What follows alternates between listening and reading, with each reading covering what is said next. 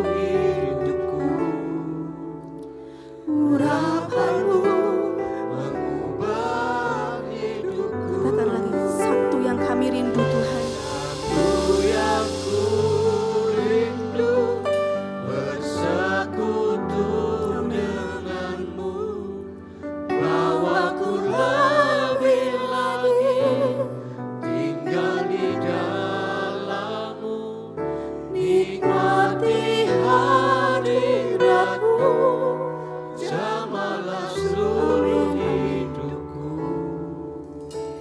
Urapanmu Mengubah hidupku.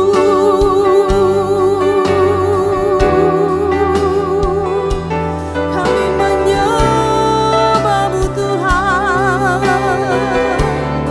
Engkau dahsyat, sebab Engkau dahsyat Tuhan.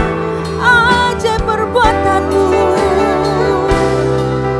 Kau layak kami tinggikan, kami agungkan.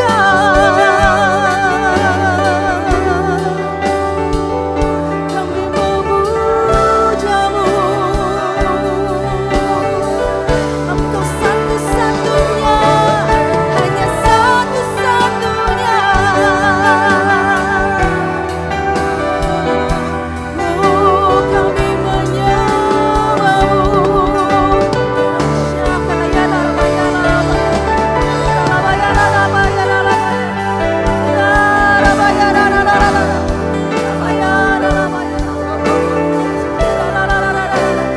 Oh, ajaib Kau Tuhan, kami menyembah-Mu, sebab Kau layak Tuhan, kami memuja-Mu. Kami dahsyat Kau Tuhan, ajaib perbuatan-Mu, ajaib perbuatan-Mu, besar kasih setia-Mu. Ajaib Kau Tuhan, satu yang ku rindu bersekutu denganmu, bawaku lebih lagi tinggal di dalammu, nikmati hadiratmu, jamalah seluruh hidupku. Urapanmu mengubah hidupku. Satu yang kami rindu Tuhan. Amin. Bawaku lebih lagi. Yes. Hadiratmu, jamalah seluruh hidupku.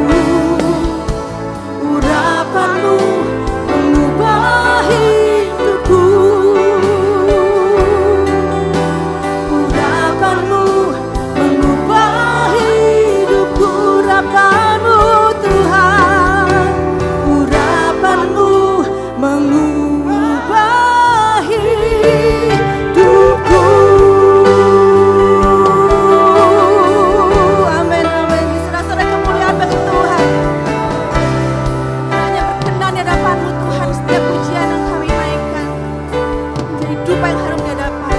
Terima kasih Tuhan. Dalam nama Tuhan Yesus kami berdoa mengucap syukur. Silakan kembali.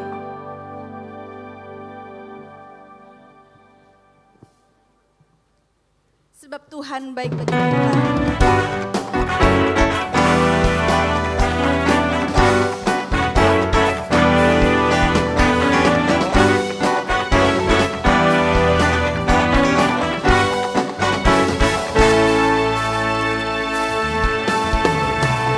Masuk gerbangnya bersyukur dengan penuh pujian, bersuka di hadiratnya, nyanyi besarkan agung namanya, pujinya jumlah sangkakala, musik dan tarian, semua makhluk di bumi di surga dengan senang hati akan pujian sebab Tuhan baik.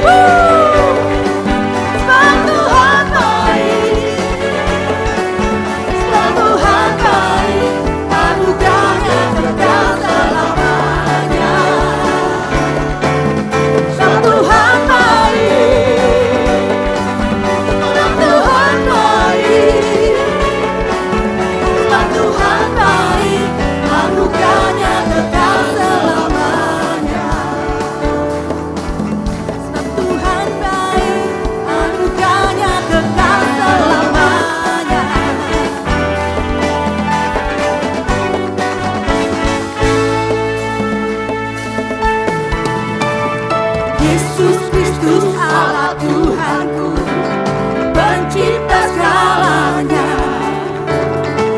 datang sujud di hadapannya. Angkat tanganmu, naikkan pujian. Puji dia jumlah sangkakala, musik dan tarian. Semua makhluk di bumi di surga Dengan senang hati, angkat pujian. sebab Tuhan baik. Sebab Tuhan baik. Sebab Tuhan baik. Anugerahnya kekal selamanya.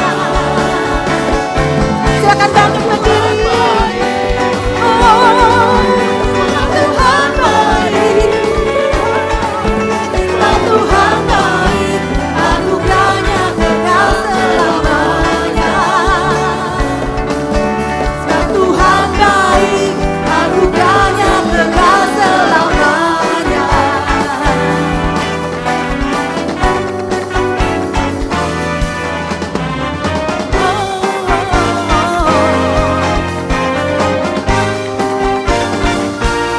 Sebab Tuhan baik.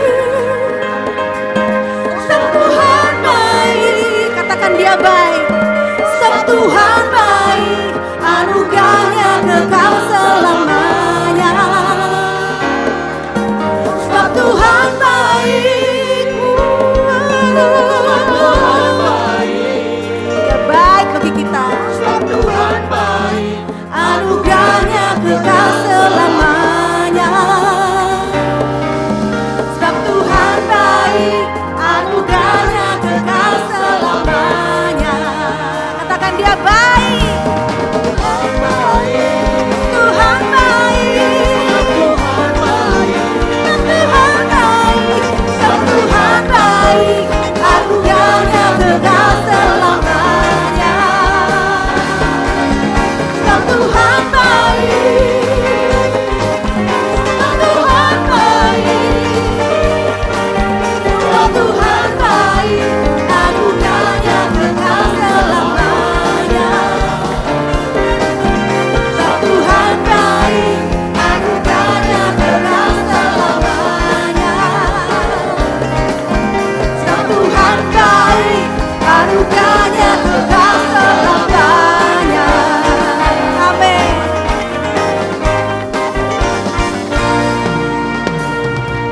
Haleluya. Sebab Tuhan baik bagi kita. Amin. Amin. Kita mau bersorak-sorak bagi Tuhan. Sebab besar perbuatannya bagi kita.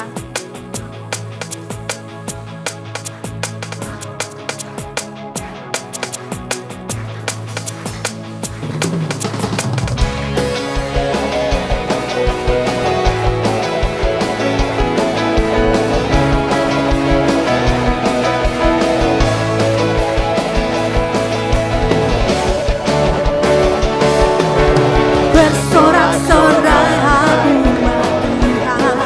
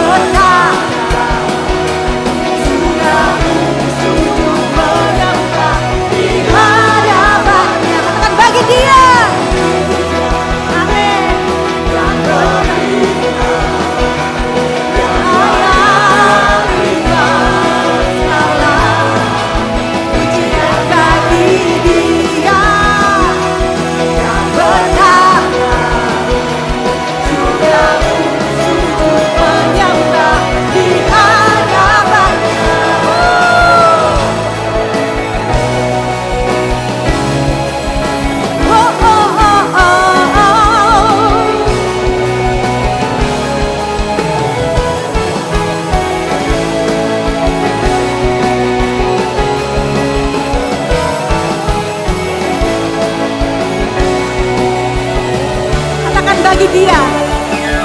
Di Dia yang memerintah, yang layak terima segala pujian bagi Dia yang berkata, surga bumi sujud menyembah di hadapannya.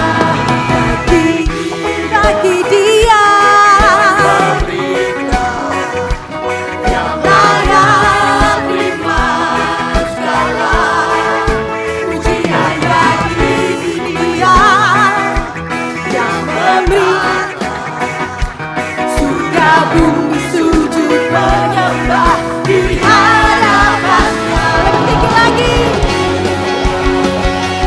yang memerintah, yang layak terima segala pujian bagi Dia yang berkata, surga bumi sujud menyembah di hadapannya.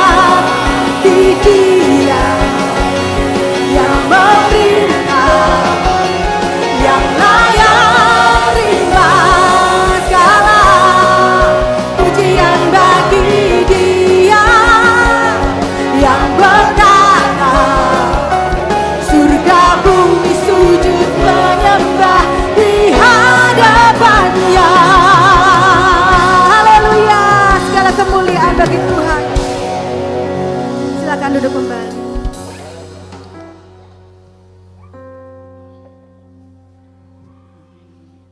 Kita mau menyiapkan hati, kita mau mendengar firman Tuhan.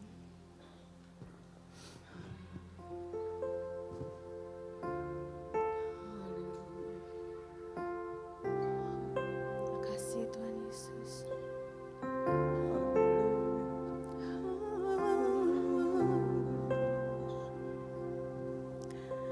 Di dalam kelemahanku sempurna kuasa-Mu, hebatnya tantanganku, lebih hebat Tuhanku. Ku berserah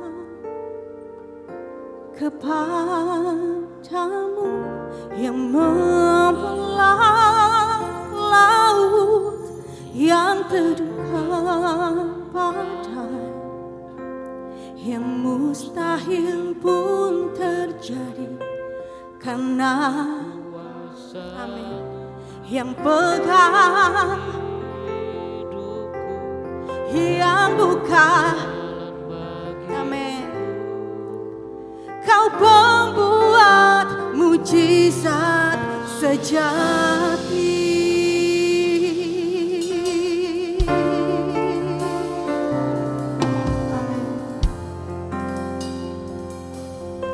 Di dalam kelemahanku sempurna kuasa-Mu, hebatnya tantanganku,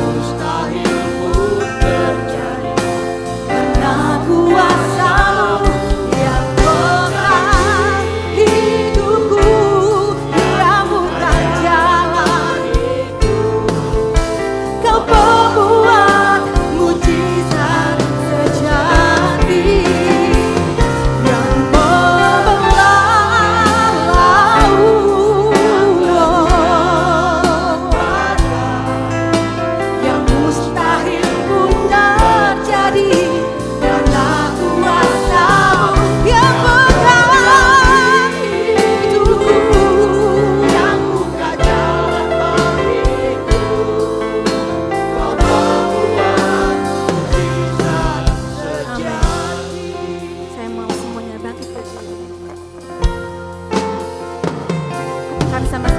Di dalam kelemahan sempurna kuasa, iya Bapa. Hebatnya tantanganmu, lebih hebat Tuhanku. Ku berserah kepadamu yang membelah laut, yang teduhkan badai, yang mustahil pun terjadi karena Amin. Yang pegang hidupku, yang buka jalan bagiku, Kau membuat mujizat sejati. Yang membelah laut, yang teduhkan badai, Kau Allah yang sama mustahil dulu sampai sekarang, sampai selama-lamanya. kuasamu, Yang pegang hidupku, yang buka jalan bagiku, Kau membuat mujizat sejati.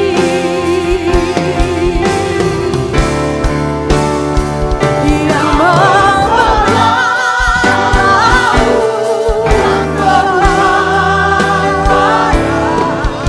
yang mustahil pun terjadi karena kuasa-Mu. Yang pegang hidupku, yang buka jalan bagiku, Kau membuat mujizat sejati. Yang membelah laut,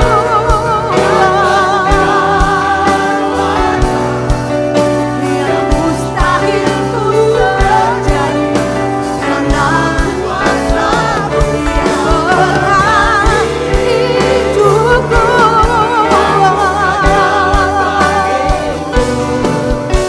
Kau membuat mujizat sejati. Katakan, yang membelah laut, yang teduhkan badai, Kau yang lakukan Tuhan. yang mustahil Kau Allah yang pun sama. terjadi karena kuasa-Mu yang pegang hidupku, Yang buka buka jalan bagiku, Kau pembuat mujizat sejati.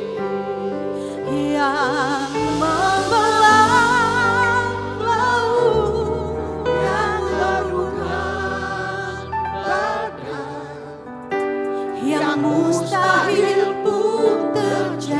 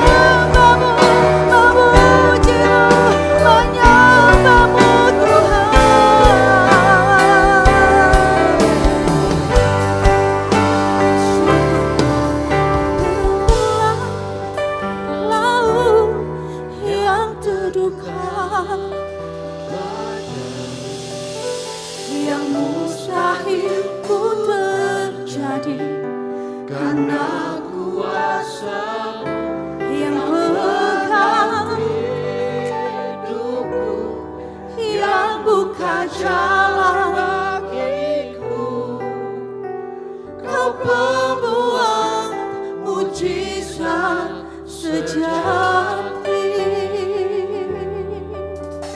Kau pembuat mujizat sejati. Kau pembuat mujizat sejati.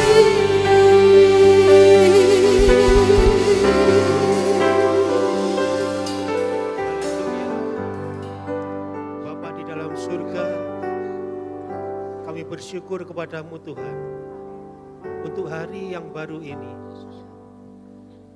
Allah di tempat kudus menghentar kami semua untuk datang berkumpul kepadamu Tuhan.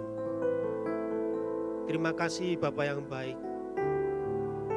Pagi hari ini Tuhan, kami naikkan syukur kepadamu. Oleh sebab kami boleh kesempatan untuk mendengar kembali firman-Mu. Urapi hamba-Mu di dalam pemberitaan firman pada pagi hari ini. Urapi setiap kami yang mendengar firman-Mu Tuhan. Biarlah setiap firman yang diberitakan, Engkau menuntun kami kepada jalan-jalan kebenaran-Mu. Dan membawa kami menjadi pribadi yang taat dan setia kepadamu. Ya, Terima kasih Bapa yang baik. terima kasih Bapa. Kiranya Allah Roh Kasih Kudus Tuhan. bekerja lebih lagi di dalam setiap kehidupan kami. Terpujilah namamu Tuhan kekal Benar. selama-lamanya. Di dalam nama Tuhan Yesus Kristus kami berdoa. Haleluya. Amin. Mari beri tepuk tangan buat Yesus pembuat mujizat terjadi. Amin. Puji Tuhan, silakan duduk. Semua baik Bapak Ibu Saudara? Tuhan Yesus baik sekali buat kita semua. Puji Tuhan. Saya mengajak kita untuk membaca kitab Kolose pasal yang ketiga, ayat yang ketiga. Kolose pasal 3 ayat 3. Saya ingin Bapak Ibu Saudara dan saya membaca ayat ini setelah hitungan yang ketiga. 1, 2, 3. Sebab kamu telah mati dan hidupmu tersembunyi bersama dengan Kristus di dalam Allah. Saudara-saudara, saya percaya pada saat Rasul Paulus menulis surat ini dan persis di ayat yang ketiga, bisa jadi saudara-saudara dia teteskan air mata sukacita. Saya percaya dia teteskan air mata pengharapan. Dia berkata, sebab kamu telah mati dan hidupmu tersembunyi bersama Kristus di dalam Allah. Mengapa saya berkata demikian?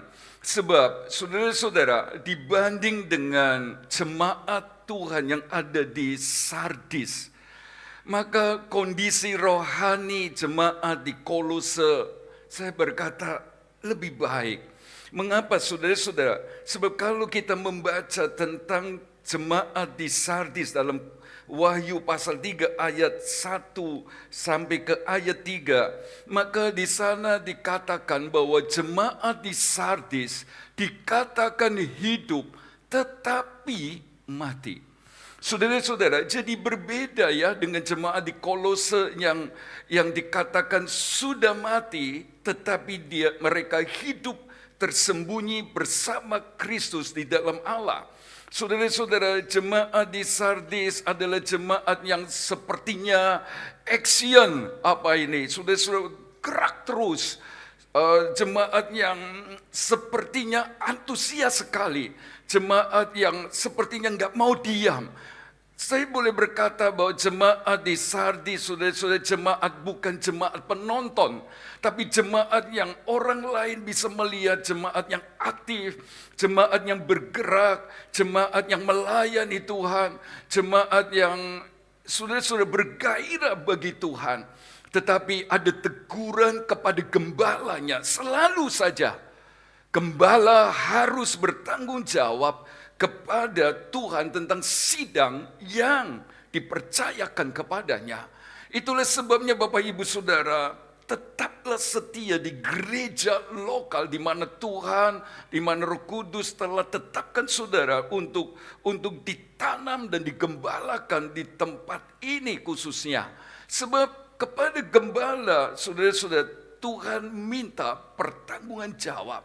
Itulah sebabnya kita berpikir bahwa gembala harus baik, tetapi pada saatnya kita akan sadar bahwa kepada domba-domba dituntut juga bagaimana mereka mengikut gembalanya dengan baik. Jadi sama-sama kita akan bertanggung jawab. Dan itulah sebabnya kepada jemaat di Sardis dikatakan engkau kelihatannya hidup, padahal mati.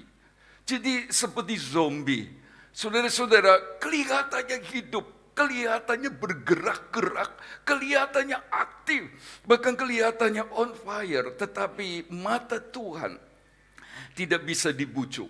Dia melihat kedalaman dan dia berkata kepada jemaat, kepada gembala jemaat di Sardis, kalian kelihatannya saja hidup, tetapi sebenarnya mati.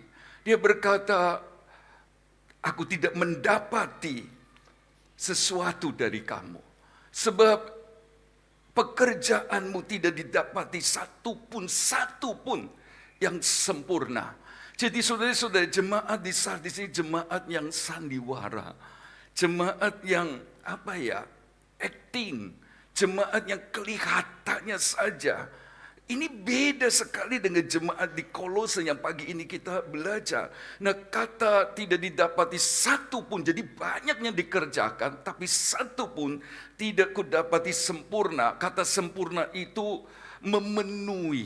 Jadi tidak memenuhi ukuran. Saudara, kita harus tahu satu saat nanti gerejanya, kata Wahyu 11, akan diukur.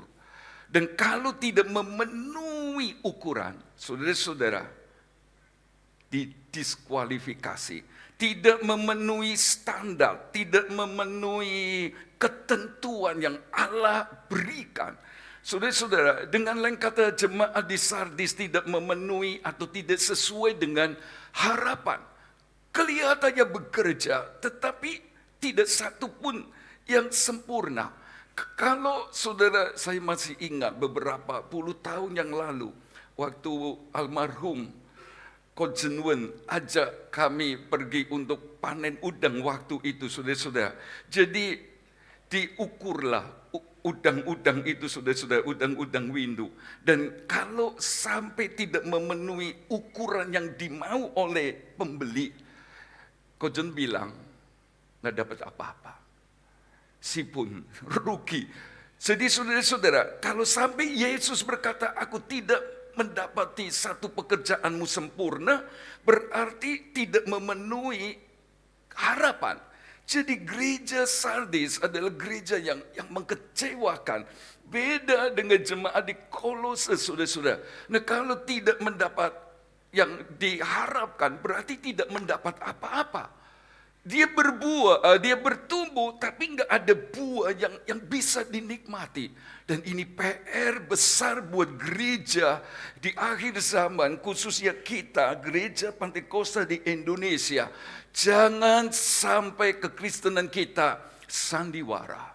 Jangan kekristenan kita sekedar acting yang ternyata tidak memenuhi standar yang Tuhan mau. Dari sini kita bisa belajar bahwa kita dituntut untuk lebih sungguh-sungguh, tidak boleh separuh-separuh. Yang setuju katakan amin. Iya, saudara-saudara yang Tuhan kasih, kembali ke jemaat Kolose yang tidak mengecewakan. Kalau tadi dikatakan jemaat Sardis kelihatannya hidup, tetapi mati. Tetangga gereja-gereja di sana berkata, hebat ya, rajin, semangat. Tetapi di mata Tuhan, mati. Jemaat di Kolose tidak. Paulus berkata, saudara-saudara, dengan haru, tapi sekaligus bersuka cita. Dia berkata, sebab kamu telah mati. Nah, saudara-saudara, kamu telah mati ini, saya percaya bukan bicara soal fisik saja. Maksud saya bukan bicara tentang kematian fisik. Kalau membaca Roma 6 ayat 2 boleh ditampilkan. Ayat itu berkata sekali-kali tidak. Bukankah kita telah mati bagi apa? Dosa. Jadi jemaat Tuhan di Kolose disebut engkau telah mati bagi dosa. Bagaimanakah kita masih dapat hidup di dalamnya? Atau tidak tahukah kamu bahwa kita semua yang telah dibaptis dalam Kristus telah dibaptis dalam kematiannya. Selain kata baptis itu berasal dari kata baptiso, dicelupkan, ditenggelamkan, saudara-saudara. Kita melihat bahwa baptisan adalah gambaran kematian bersama dengan kematiannya. Lalu ayat itu berkata dengan demikian kita telah dikuburkannya. Jadi baptisan air itu bicara tentang penguburan untuk hidup yang lama. Itulah sebabnya gereja Pantekosta di Indonesia sudah tanpa menghakimi doktrin gereja lain, kita masih berpegang kepada Roma 6 ayat 4 ini, bahwa baptisan air seperti kematian dan penguburan Kristus, supaya sama seperti Kristus telah dibangkitkan dari antara orang mati oleh kemuliaan Bapa, demikian juga kita hidup dalam hidup yang baru, sebab jika kita telah menjadi satu dengan apa yang sama dengan kematiannya, kita juga akan menjadi satu dengan apa yang sama dengan kebangkitannya. Karena kita tahu bahwa manusia lama kita telah turut disalibkan supaya tubuh dosa kita hilang kuasanya, agar jangan kita menghambakan diri lagi kepada dosa. Jadi saya berdiri di depan jemaat yang bukan cuma mengasihi Tuhan, tetapi telah mati bagi dosa. Katakan amin. Seperti jemaat di Kolose, Bapak Ibu Saudara. Dan mari kita lanjut dengan kalimat hidup, sebab kamu telah mati dan hidupmu apa? Tersembunyi bersama siapa? Kristus di dalam Allah. Nah, saudara-saudara, ini ayat luar biasa. Sudah mati bagi dosa. Mati bagi dosa. Kapankah itu? Waktu Bapak Ibu Saudara dan saya alami kelahiran baru. Waktu kita dengar firman Allah yang diberitakan, saudara-saudara, Roh Kudus bekerja. Lalu kita sadar, kalau aku terus-terusan begini, aku mati dalam dosaku, aku binasa. Aku perlu Yesus yang mati disalibkan.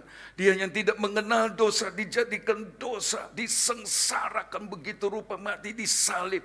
Untuk menebus saya. Saya mau terima dia jadi Tuhan dan Juru Selamat. Lah, itulah saat dimana kita mati bagi dosa. Saat dimana kita lahir baru. Saat dimana kita terima Yesus sebagai Tuhan dan Juru Selamat. Saat waktu kita tinggalkan dosa, bertobat. Nah, itulah arti mati bagi dosa. Lalu ayat itu berkata, dan hidupmu. Jadi hidup, mati bagi dosa. Semaat sebelah itu sangat hidup, tapi di mata Tuhan ternyata mati. Ini sekarang saudara-saudara jemaat Kolose mati bagi dosa, tapi ternyata dia itu hidup. Hidupnya lagi bersama Kristus di dalam Allah. Dan saya coba mau menggambarkan orang-orang Kristen yang sungguh-sungguh. Artinya yang sungguh-sungguh lahir baru, sungguh-sungguh mau bertobat. Saudara-saudara, itu lalu hidup tersembunyi bersama Kristus di dalam Allah itu kayak apa sih? Saya menggambarkannya begini, arti hidup tersembunyi bersama Kristus di dalam Allah, hidup seperti imam-imam. Sebab Bapak Ibu Saudara dan saya kan imam-imam perjanjian baru. Kamulah bangsa yang terpilih, imamat yang rajani. Kita ini imam-imam perjanjian baru. Hidup seperti imam-imam bersama imam besar. Dulu Harun namanya. Dan kita tahu imam besar kita adalah Yesus Kristus di ruang kudus pada tabernakel Musa. Saudara-saudara, mari lihat gambarnya. Tabernakel Musa ini tempat di mana orang-orang Israel yang dibebaskan dari perbudakan mana? Mesir itu saudara-saudara beribadah di tempat yang namanya Tabernakel Musa atau kemah pertemuan antara umatnya dengan Allah seperti ini.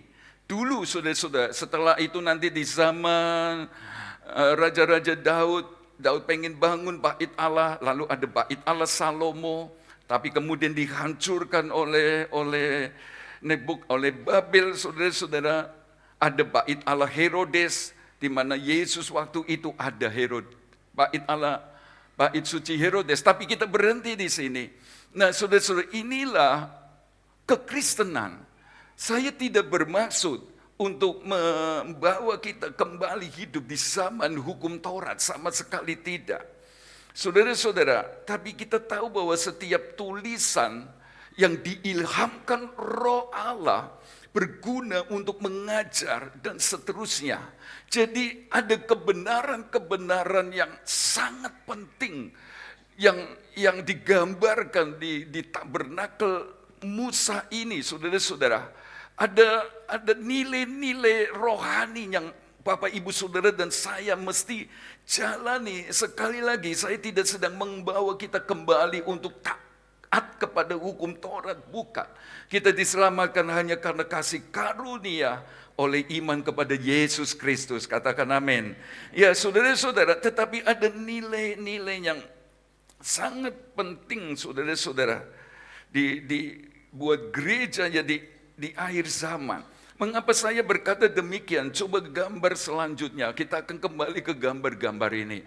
Sebab kalau di sini sebenarnya mati di dalam Kristus, kamu telah mati, berarti seperti dia ada di mezbah korban bakaran. Saudara-saudara, ini memang gambaran Yesus anak domba Allah yang tersembelih di kayu salib memang. Tapi ini juga bicara persembahkanlah tubuhmu sebagai korban persembahan yang hidup, kudus, dan berkenan. Sebenarnya setiap orang Kristen sudah lewat pintu ini, saudara-saudara. Yesus ini, dia harus berikan hidupnya. Dia mati bagi dosa. Lihatlah, naik ke bejana pembasuhan. Jadi sudah lihat, orang yang sudah terima Yesus sebagai Tuhan dan Juru Selamat harus baptis. Tapi mesti bertobat. Mesti mati bagi dosa. Artinya kita masih bisa bikin dosa, salah lah, masih bisa. Tetapi prinsip dosa kita sudah ngerti, gak mau yang begitu. Ngomong yang kotor, gak bisa. Benci sudah masuk baptisan air. Tetapi ingat, ini masih disebut sebagai pelataran. Kristen pelataran, Kristen alaman. Hati-hati ya, kalau berhenti di sini, maka ini akan diserahkan kepada bangsa-bangsa lain. Wahyu 11 ayat 3. Selama 1240 hari atau 42 bulan atau 3,5 tahun antikris. Kalau berhenti di sini, Kristen pelataran, kita mesti masuk ke kaki dian, kandil, dipimpin Roh. Lalu ini apa? Meja roti sajian, firman Allah. Saudara-saudara, apalagi senang menyembah Tuhan. Di sini saja ini Kristen kebanyakan kita. Ruang kudus, tadi pelataran. Orang-orang Kristen yang senang berbakti, sudah lihatlah, trennya harus naik. Bertambah iman kepada Yesus. Naik, bertambah cinta Yesus. Bertambah mengenal Yesus. Tambah. Dan saudara-saudara, kalau sudah sampai di sini, saya mau bilang tanpa menyombongkan diri, sebab bisa-bisa salah. Oh, saya Kristen ruang kudus, baru baptis air, baru jiwa kemarin. Nanti ternyata Tuhan bilang, kamu kelihatannya hidup, tetapi mati. Jadi kita tidak usah menilai satu dengan yang lain, tapi sebenarnya kita ada di posisi di sini, kita ibadah. Apalagi kita yang senang menyembah ini di mezbah dupa, saudara-saudara. Posisi Bapak, Ibu, Saudara, dan saya sangat tinggi sebenarnya. Maaf, dibanding dengan mereka yang masih mungkin sampai hari ini disebut Kristen halaman. Siapakah itu? Nggak usah nilailah. Saudara-saudara, harusnya yang di sini ini menjadi cermin mereka yang baru percaya Tuhan. Mereka yang baru baptis. Harusnya yang di sini jadi contoh. Sebab dia lebih maju. Itu sebabnya. Kalau setiap jemaat GPDI Jajak ngerti. Apalagi senang memuji Tuhan. Senang baca Alkitab. Saya percaya. Kita akan hidup menjaganya dengan baik. Jangan sampai saya jadi batu sandungan bagi orang lain. Bisa berkata amin. Guru-guru sekolah minggu, singer WL, pengkhotbah, pendoa-pendoa, tidak sembarangan kami tunjuk saudara untuk berdoa dan lain sebagainya. Jangan jadi batu sandungan. Ini penting saudara-saudara. Jangan sampai yang masih lemah iman yang disebut di kitab 1 Korintus kesandung. Gara-gara orang Kristen ruang kudus yang katanya ngerti firman, yang dipimpin roh, senang menyembah Tuhan. Oh jangan sampai. Sekali lagi, saya tidak sedang membawa saudara kembali ke hukum Taurat. Sebab ini punya nilai penting. Saudara-saudara, roti sajian, tumpukan roti, ini bicara tentang firman Allah. Bukankah Mazmur 1 ayat 3 berkata, tetapi yang kesukaannya merenungkan firman Allah siang dan malam. Pintar. Di sini. Saudara-saudara, Alkitab berkata, baiklah mereka yang milik Allah. Roma 8 ayat 14. Dipimpin oleh roh Allah. Berarti Bapak Ibu Saudara dan saya juga adalah orang-orang milik Allah. Sebab kita dipimpin oleh Roh Kudus. Bisa berkata amin? Di sini. Ya, apalagi di sini. Mazmur 141 ayat 2, biarlah pujian penyembahanku bagaikan dupa yang berbau apa? Harum. Di sini, saudara-saudara. Jadi, ngerti ini. Hati-hati mulai belajar. Enggak sembarangan. Tidak jadi pengaruh yang tidak baik bagi jemaat yang masih lemah, yang masih baru.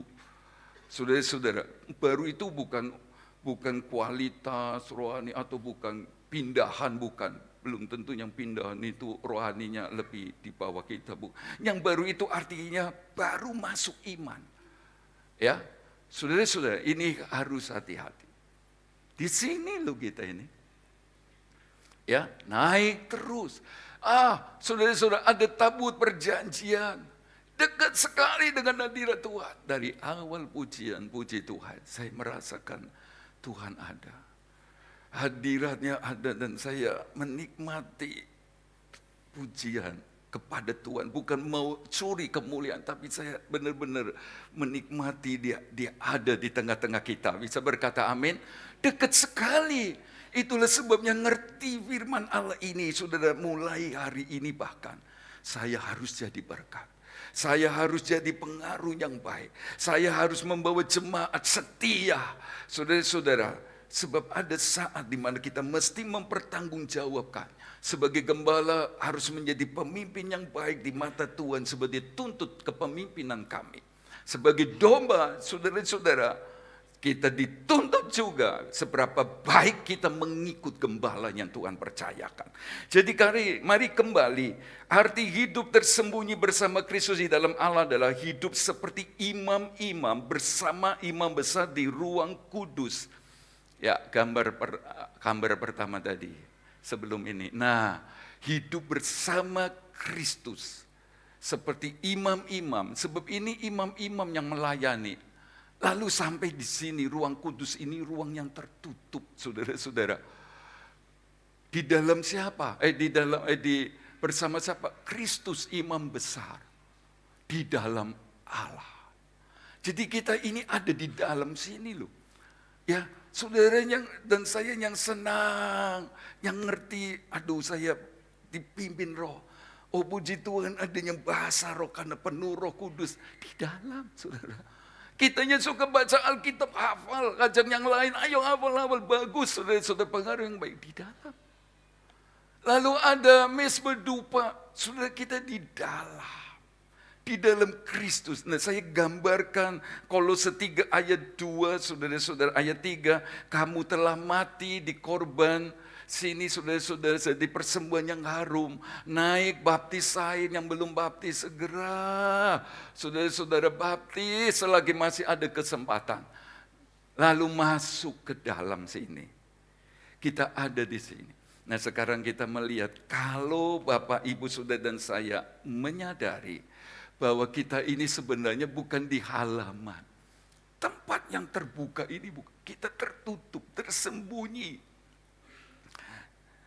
Kalau kita hidup tersembunyi bersama Kristus di dalam Allah, maka perhatikan, saudara dan saya ini ada di ruangan ini. Saudara-saudara, ini tenda atau kemah. Nah, penutupnya ada 4. Yang pertama, saudara-saudara, itu ditutup dengan kain lenan warna putih. Bukan cuma itu, saudara-saudara, ada juga dari kain biru, ada kain merah, ada kain ungu. Jadi satu lembar begitu, saudara-saudara, sebagai lapisan pertama. Jadi kita ini kan kemah, tubuh ini kemah. Ya, selama menumpang di dunia ini kita ada di dalam kemah. Dan kemah Bapak, Ibu, Saudara dan saya ditutup oleh kain yang warna putih. Mestinya maunya kita loh, hidupnya benar, hidupnya sesuai kehendak Tuhan. Bisa berkata amin? Yaitu seperti kemah yang ditutup dengan kain putih. Roh itu penurut, maunya berkenan. Bukan cuma warna putih, saudara-saudara. Ternyata ada warna merah. Darah Yesus sudah basuh kita. Terima kasih Tuhan. Ada warna biru. Keluaran 15 ayat 38 berkata biru itu taat. Setiap kali lihat imam ada kain gemerincing warna biru, taat. Saudara maunya taat, itu roh yang menurut. Ada warna ungu, raja, pemenang atas daging. Maunya begitu, selama hidup di dalam dunia ini kita inginnya berkenan kepada Tuhan. Tapi di atas warna-warna tadi saudara-saudara ada selembar kain kedua, itu dari bulu kambing. Bulu kambing mengingatkan tabiat dosa. Itulah sebabnya nanti ada hari penghakiman di mana di hadapan Tuhan ada domba dan ada domba itu berkenan nurut. Kambing itu suka nanduk. Mendelik aja. Pendetanya sampai wedi sudah. Apa lagi? Angkat tangan yang kambing. Oh, enggak ada. Semua domba, bisa berkata amin. Nah, kambing itu tabiat dosa. Saudara-saudara, artinya lagi hidup di dunia ini kita maunya berkenan. Tetapi daging lemah. Sehingga Paulus berkata di Roma 7, kita maunya yang baik, tetapi yang jahat kita lakukan. Maunya berkenan sesuai kehendak Tuhan, tapi yang kita lakukan yang tidak berkenan. Ya inilah saudara-saudara, kain putih, ungu, biru, merah itu atasnya kain bulu kambing. Maunya berkenan tapi enggak. Tapi puji Tuhan saudara-saudara, itu kemah. Alkitab berkata ada lapisan yang ketiga. Dan ini di dua terakhir atau dua di atas itu adalah tudung. Kalau tadi penutup kemah manusia kita, saudara-saudara. Tapi yang di atasnya ini tudung. Jadi Allah yang menutupinya. Nah, tudung yang pertama disebut sebagai tudung kulit domba jantan yang diwarnai merah. Ini bicara tentang korban Yesus, salib Yesus. Jadi kita memang maunya benar, tapi jahat. Maunya berhenti merokok, tapi tetap baik. Saudara-saudara, gak bertobat-tobat. Maunya berkata yang benar, tapi berkata yang jelek tentang orang. Ya, maunya benar, tapi puji Tuhan, ditudungi dengan bulu domba jantan yang dicelup warna merah. Itu bicara tentang Yesus yang mati di kayu salib. Saudara-saudara, dia basuh dosa kita. Sehingga sejauh timur dari barat, dia lupakan segala pelanggaran kita. Bisa berkata amin? Sejauh tubir dalam laut, buang dosa.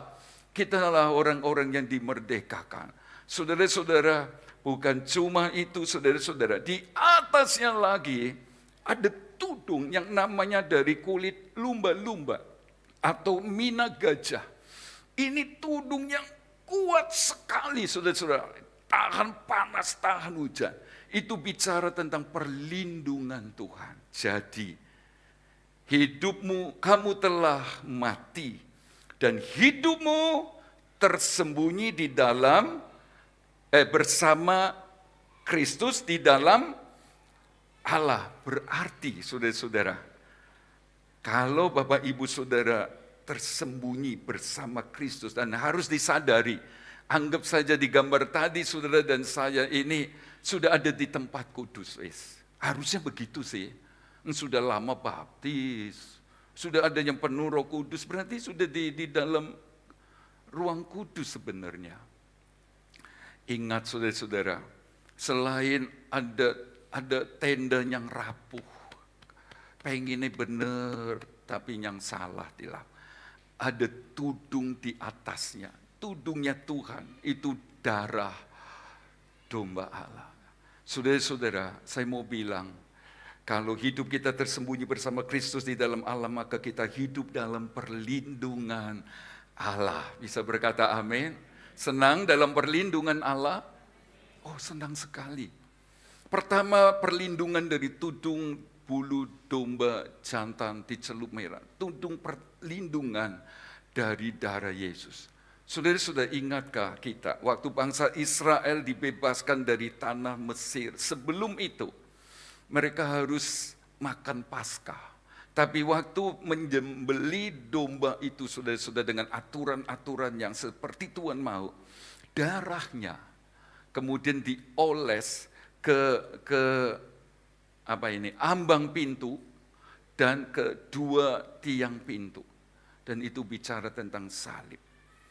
Rumah orang-orang Israel yang ada darah di ambang dan di tiang pintu bentuk salib itu selamat. Ada perlindungan. Saudara mau pergi kemana? Tuhan, darahmu lindungi saya. Amin. Selamat saudara-saudara. Itu yang digambarkan. Ingatkah Bapak Ibu Saudara, Allah murka kepada orang-orang di zaman Yehezkiel. Yehezkiel 9 ayat 6 mencatat saudara-saudara, karena itu aku mau menyisakan orang-orang terluput supaya enggak kena hukuman dan dibunuh. Sebab mau anak-anak, mau remaja, mau pemuda, mau orang-orang tua bisa mati. Kecuali yang pada dahinya dikasih tanda apa? Tanda apa? T. Ayo baca Alkitab supaya gampang ngikuti khotbah saudara. T. Sebenarnya T itu di bahasa Ibrani ditulis dalam bahasa Inggris berarti tanda. Tapi saudara-saudara, simbolnya dalam bahasa Ibrani kuno, saudara-saudara, itu sebenarnya membentuk gambar salib. Tuhan mau bilang yang ada tanda salib. Jadi bukan berarti nanti pulang saudara ngambil lipstik kasih merah. Selamat ini. Oh bukan saudara-saudara. Selamat lagi antar jemput jemaat. Saudara-saudara, artinya orang yang terima korban Yesus. Selamat hidup kekal. Tapi juga ada perlindungan. Ada perlindungan dari darah. Hargai darah Yesus.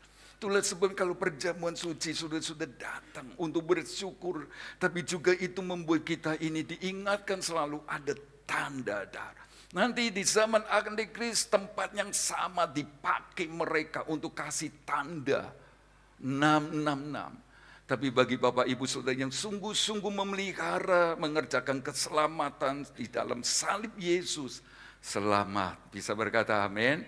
Jadi ada perlindungan Bapak Ibu Saudara.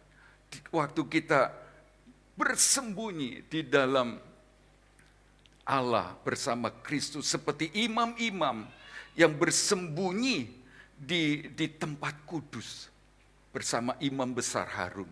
Ya, saudara-saudara, mari kita melihat senangnya kita ada dalam Allah, tersembunyi bersama Kristus, ada perlindungan. Saya coba cepat dengan Yesaya 4 ayat 1 sampai 6. Pada waktu itu tunas yang ditumbuhkan Tuhan akan menjadi kepermaian dan kemuliaan. Dan hasil tanah menjadi kebanggaan dan kehormatan bagi orang-orang Israel yang terluput. Dan orang yang tertinggal di Sion, yang tersisa di Yerusalem akan disebut kudus. yakni setiap orang di Yerusalem yang tercatat untuk beroleh hidup. Apabila Tuhan telah membersihkan kekotoran putri Sion dan menghapuskan segala noda darah Yerusalem dari tengah-tengahnya dengan roh yang mengadili dan yang membakar. Maka Tuhan akan menjadikan di atas seluruh wilayah Gunung Sion gerejanya, gereja sempurna. Dan di atas setiap pertemuan yang diadakan di situ segumpal awan pada waktu siang dan segumpal asap serta sinar api yang menyala-nyala pada waktu malam. Sebab di atas semuanya itu akan ada kemuliaan pada waktu malam. Sebab di atas semuanya itu akan ada kemuliaan Tuhan sebagai tudung dan sebagai pondok tempat bernaung pada waktu siang terhadap panas terik dan sebagai perlindungan dan persembunyian terhadap angin ribut dan hujan. Ada perlindungan yang sangat aman. Ini memang bicara tentang gereja akhir zaman yang akan dilindungi, ditudungi waktu panas, terik dan lain sebagainya. Kalau mereka sudah diluputkan, kalau sudah ada pembersihan, tapi prinsip yang sama.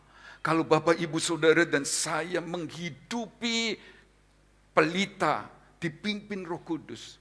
Kalau Bapak, Ibu, Saudara dan saya menghidupi sebagai anak-anak Tuhan, imam-imam perjanjian baru yang suka dengan firman-Nya Allah, apalagi suka menyembah Tuhan.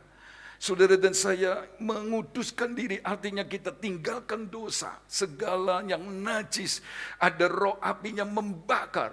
Nah, setelah itu ada tudung. Itulah sebabnya ayolah mulai sekarang bencilah dosa. Ayolah bencilah kenajisan, kecemasan.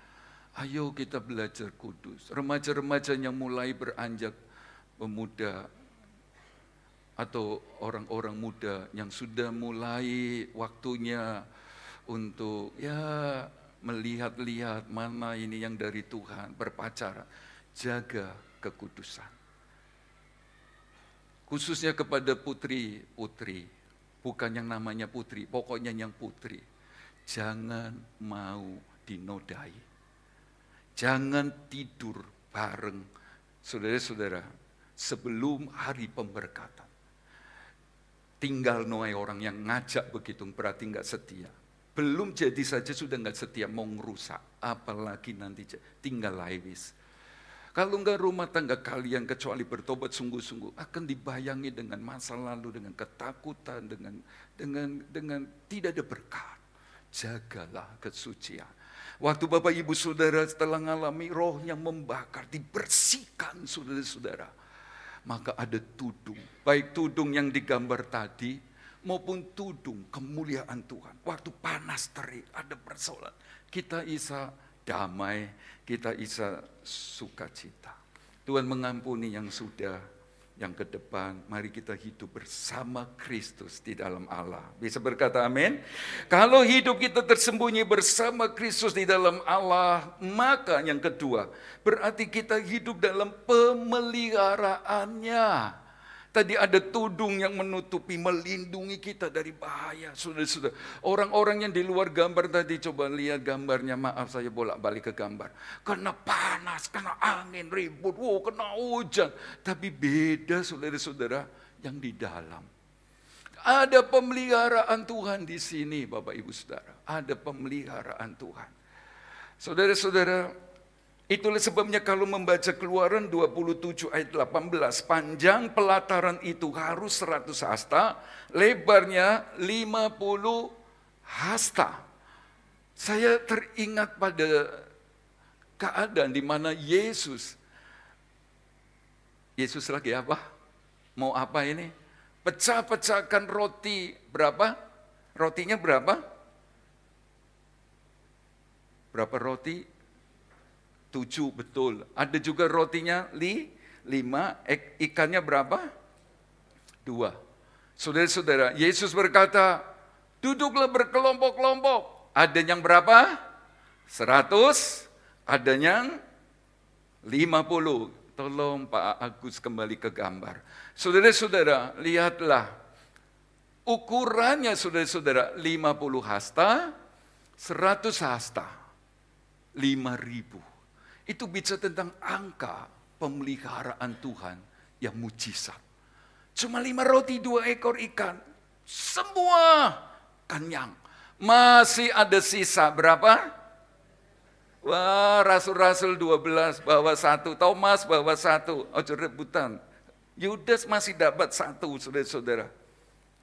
Pengkhianat dapat 1. Ya Tuhan baik.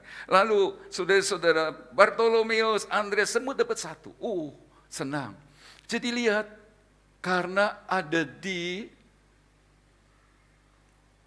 kemah pertemuan ini. Ada pemeliharaan Tuhan. Gak heran saudara-saudara waktu mereka minta daging, bosan dengan mana. Mana itu juga bicara tentang pemeliharaan Tuhan Bapak Ibu Saudara. Jadi lihatlah, kalau Bapak Ibu Saudara tersembunyi bersama Kristus, bukan dekemai di rumah gitu, bukan. Tapi artinya kita bersama Kristus, hidup bersama Kristus, dipimpin Roh, hidup di dalam firman, nurut, taat. Hari Jumat saya bilang, kalau kita cuma cinta, cuma suka kepada janji-janji firman Tuhan, toh kita ini Kristen abal-abal. Kita belum jadi pengikut Kristus yang sesungguhnya, sebab yang cuma dicari janjimu mana, janjimu mana. Kita harus menurut perintahnya. Firman itu bukan cuma janji, tapi ada perintah, saudara-saudara. Nah, kalau kita ada di dalam sini, ada pemeliharaan, mana turun. Kepengin daging, Musa berkata, enggak cukup. Dari air diambil ikan-ikan, enggak cukup.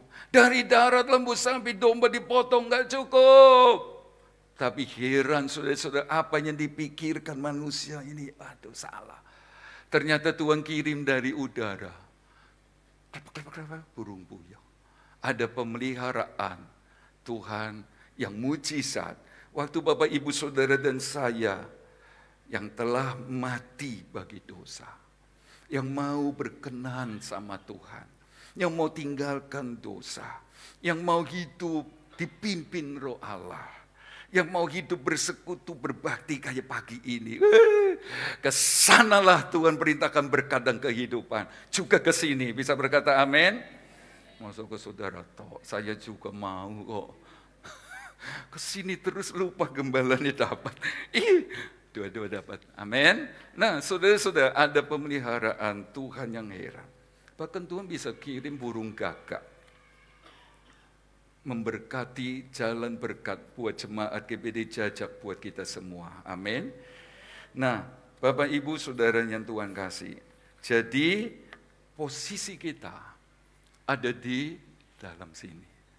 Yuk mulai hari ini kita mau belajar Tuhan. Ternyata aku ini sebenarnya Kristen yang terhormat loh. Aku bukan Kristen yang di halaman. Aku ini sudah senang ibadah, senang menyembah Tuhan. Senang baca Alkitab, nurut firman, dipimpin Roh. Aku harus beda dengan yang di luar sini. Lebih maju, lebih berkenan. Dan saudara, dampak hidup tersembunyi, saya mengakhiri dengan sedikit poin ini. Dampak hidup saudara dan saya tersembunyi di sini. Bukan di sini, ini terbuka. Walaupun masih dalam pagar. Yang pertama adalah kita sudah tidak nampak lagi. Ya kan? Sudah enggak nampak di dalam. Yang nampak adalah tudung perlindungan Allah. Tidak nampak. Hidupku bukannya aku lagi, tetapi Kristus. Dia makin bertambah besar dan aku makin berkurang. Nggak kelihatan, nggak sombong. Itu berarti semakin saudara ngerti firman, Bapak Ibu saudara dan saya dipimpin roh, Bapak Ibu saudara dan saya adalah seorang penyembah, pasti hidupnya nggak kelihatan lagi, tertutup. Sebab penyembahan itu kehidupan yang berbanding terbalik dengan kesombongan. Orang yang menyembah, wislah, pasti rendah hati, sungguhan, nggak kelihatan. Saudara-saudara, tidak ada yang bisa kita banggakan, tidak ada. AI pasti masuk ke Indonesia, bahkan ke desa-desa. Itu berarti saingan kita akan bertambah dan sangat berat. Puji Tuhan, kerjaan-kerjaan yang konvensional masih jalan. Itu cuma karena Tuhan sayang dan ingin terus memberkati saudara untuk kemuliaannya. Amin. Tapi kita juga perlu hati-hati. Gak ada yang kekal. Gak ada yang bisa dibanggakan, saudara-saudara. Tapi saya mau bilang, tidak ada yang bisa dibanggakan. Semua tidak menentu, Bapak Ibu Saudara. Bahkan Amsal berkata, kekayaan itu apa? Bersayap. Apa yang bisa dibanggakan? Orang yang di tempat kudus, kayak Bapak Ibu Saudara dan saya, adalah orang-orang yang sebenarnya sudah nggak nampak lagi. Orang akan berkata, itu loh, diberkati Tuhan. Tapi aduh, gak kentoro, gak sombong, biasa. Yang mana itu loh, jemaat GBT Janjang. Haleluya. Amin. Iya.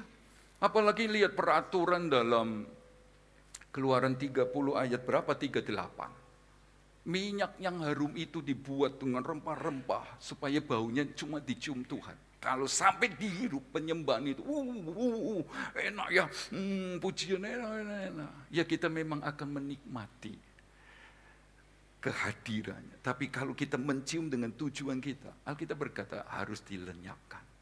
Jadi sebenarnya tidak ada ruang untuk kita sombong. Kalau kita ada ngerti di tempat sini. Yang kedua, saudara-saudara, hidup kita akan berdampak alami ketenangan. Coba lihat gambar tadi, kita akan tenang, saudara-saudara. Gambarnya mana? Hanya dekat Allah saja aku tenang. Di gambar tadi, saudara-saudara, di halaman ini rame, suara binatang. Aja ngomong persis, saudara-saudara. Kok senengnya ya, puas ya kalau nertawa no pendeta. Enggak. Saudara-saudara, persis ini lebih persis. Saudara-saudara, rame di sini, nggak bisa dibedakno barang. Itulah sebabnya ningkat terus ya, yang sudah percaya Yesus baptis masuk ke dalam bergumul dengan Tuhan, bersembunyi, artinya terus dekat sama Tuhan. Di sini tenang loh saudara-saudara. Oh baterai nentek, ketutupan tangan. Saudara-saudara, tenang. Ini rame. Itulah sebabnya di hadirat Tuhan kayak tadi itu. Duh tenang, air mata jatuh. Duh puji Tuhan, ibadah diberkati Tuhan. Amin. Tenang sungguh tenang. Di hadirat Tuhan tenang. Tadi berangkat dengan ketakutan, tadi berangkat dengan gelisah, tadi berangkat dengan khawatir. Aduh besok piye, anakku ke depan piye, tuh. Tapi di hadirat Tuhan, firman datang, meja roti saja, Roh Kudus bicara, menyembah Dia nyata. Dalam Yesus ada masa depan bagi anak-anak. Amin. Saudara-saudara yang terakhir, dampak itu tersembunyi bersama Kristus di dalam Allah adalah dia pasti berbau harum. Gambar satunya yang terbuka. Kenapa saya berkata dampaknya harum? Sebab ini meja roti, gambaran firman Allah ada kemenyannya. Imam-imam pasti harum. Saudara-saudara, apalagi mesbah dupa. Saudara-saudara, walaupun Harun yang noto, yang imam-imam bantu, tapi semua ikut harum. Orang Kristen yang hidupnya tersembunyi di dalam Kristus, di dalam Allah, bersama Kristus di dalam Allah, pasti segala puji bagi Tuhan. Yang kedua, tenang. Yang ketiga, berbau harum. berbau harum buat orang-orang yang ada di sini, sesama pelayan, sesama anak Tuhan. Bau harum. Kalau dia datang, aduh puji Tuhan, seneng aku. Diberkati ngomong, dia datang toh sudah jadi berkat. Kayak ibu gembala, sudah kapan dari sempat sakit. Aduh mami sakit, Mi pergi wahai Mi. Sebab mami enggak khotbah, mami enggak doa. Duduk itu sudah jadi berkat baginya melihatnya. Bukankah begitu Bapak Ibu Saudara? Kan kita berpikir, yang tua semangat, moso aku sing nom ogah-ogahan. Cuma Yesus yang bisa nolong. Jadi datang sama Tuhan. Nah saudara-saudara, baunya harum. Kalau keluar saudara-saudara ke sini, ini orang-orang yang baru di dalam Tuhan, yang kita suka berkata bayi rohani. Mereka, kok bau harum ya? Karena dupa. Aduh, ngerti kebenaran ini. Tuhan memberkati kita. Amin. Sudah Nober berani-beraninya begini, suruh berhenti. Ya wis, tak mandek. Ada nyanyian berkata, ayo bercanda sudah. Memang sudah selesai. Ku percaya janjimu. Ya, kita ada di ruang kudus. Mari kita hidup berdampak. Di keluarga, sesama pelayan, sesama teman segereja yang ada di ruang kudus ini, saudara-saudara. Indah sekali. Mari kita berdiri. Ada nyanyian berkata, ku percaya janjimu, sungguh besar setiamu.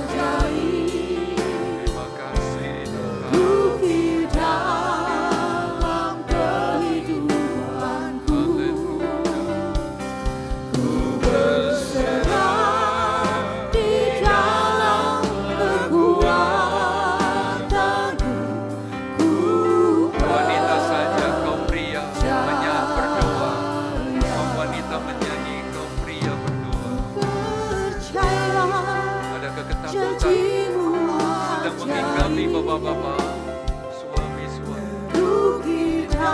percayalah ada perlindungan dan pemeliharaannya yang mujizat. Berserah di dalam kekuatan-Mu. Haleluya. Hanya Kau segalanya bagiku. Asal kita tersembunyi bersama Kristus di dalam Angin. Janji-Mu ajaib. Amin. Terukir dalam Maju terus dalam Tuhan, kehidupan. bertumbuh terus ke arah Dia. Berserah Kerjakan di semua dalam sampai memenuhi keinginan hatinya. kekuatan-Mu. Kau wanita berdoa, kau pria menyanyi, ku percaya.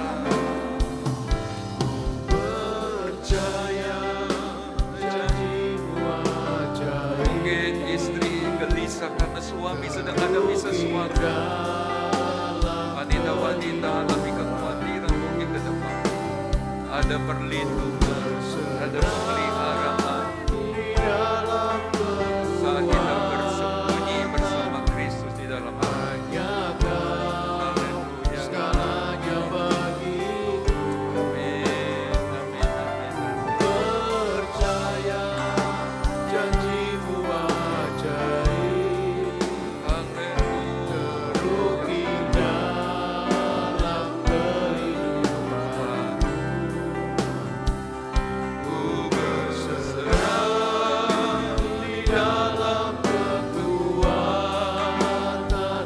Ayo sama-sama nyanyi lagu ini, saudara yang bisa nyanyi apa aja.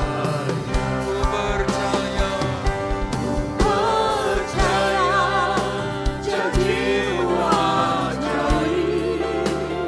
Engkau setia, Ukir Engkau baik sekali Tuhan.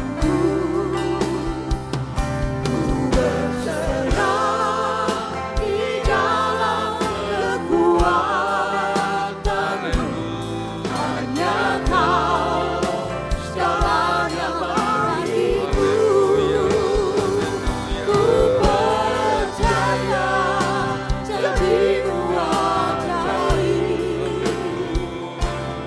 Ukir dalam kehidupanku. Berserah di dalam Dia ada di tengah-tengah kekuatan. selain dimatikan, ulurkan tangan sebagai atas. Katakan ku percaya Tuhan, ku percaya. Percaya janji-Mu ajaib.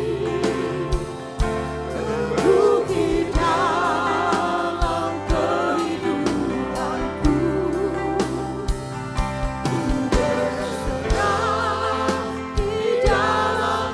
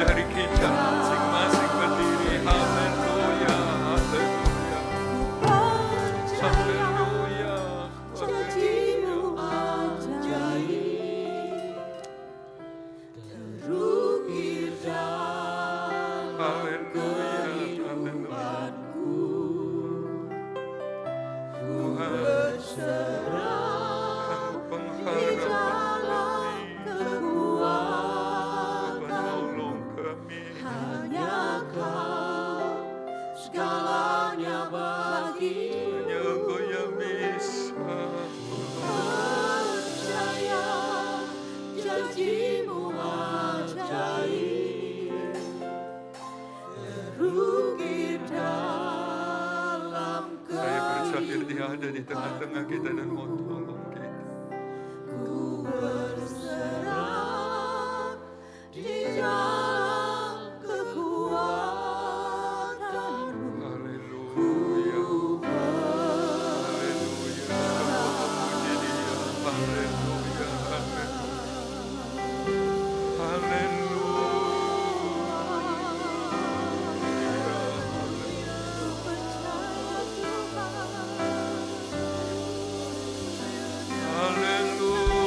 Haleluya. Puji Dia. Haleluya.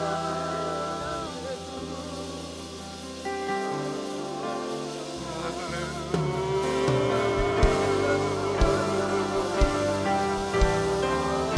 Dia berdiri lebih dekat dari teman-teman berdiri, saudara. Dia sangat dekat. Kiranya kita bisa menjamah Dia dan dapatkan pertolongan. Glory, glory, amin. Di hadirat kami, di hadirat kami, hadirat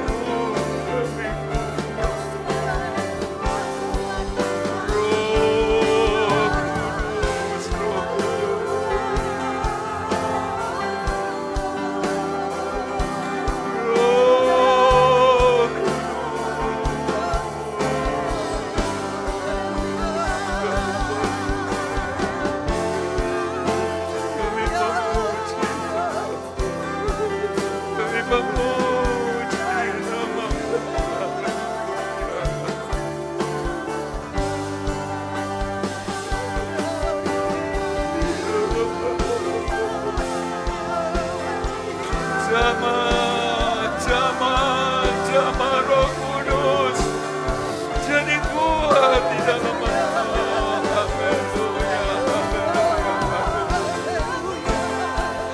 haleluya, haleluya,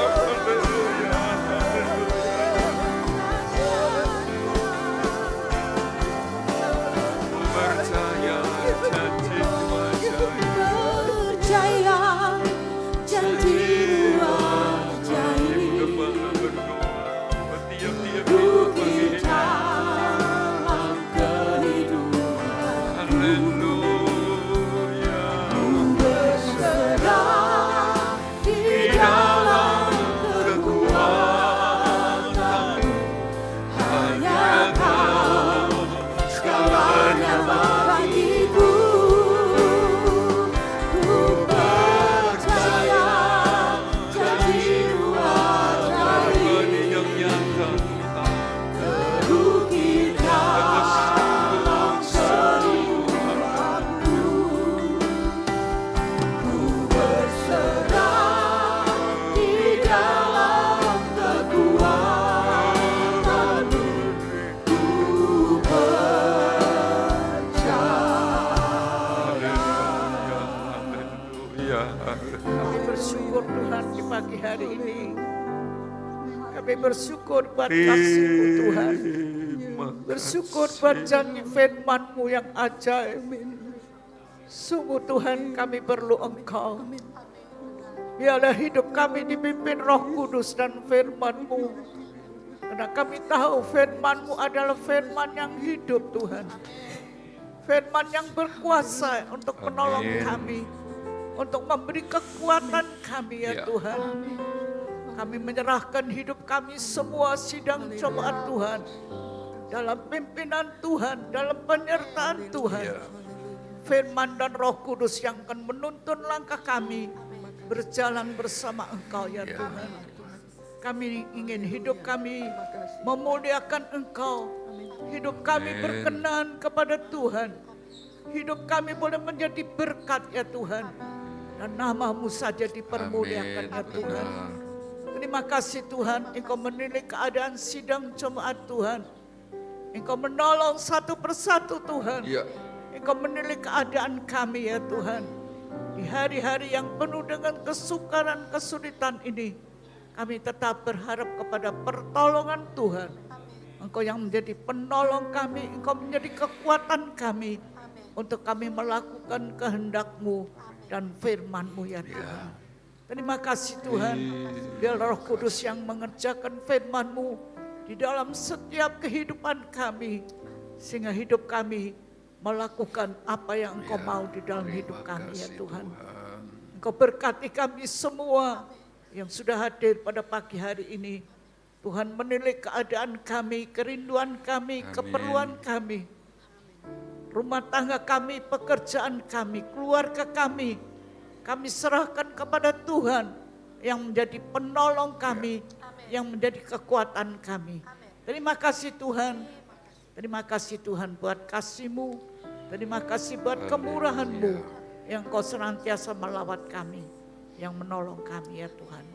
Sekali lagi firman-Mu yang hidup, yang berkuasa akan memeteraikan dalam setiap hati kami. Dan Roh Kudus tetap bekerja dalam hati kami semua. Di dalam nama, Tuhan Yesus Kristus kami berdoa. Haleluya. Amin.